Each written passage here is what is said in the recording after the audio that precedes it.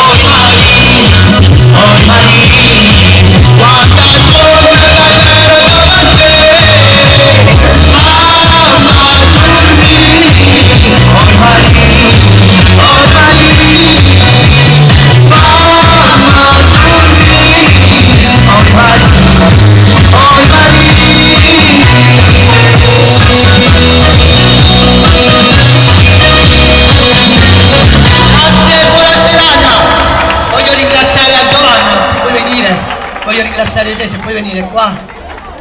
Io ti ringrazio a te, un applauso lo facciamo a lei e a Michele se sono qua stasera. Ma sicuramente, io ci sarò sempre per queste cose. Va bene, buona serata a tutti!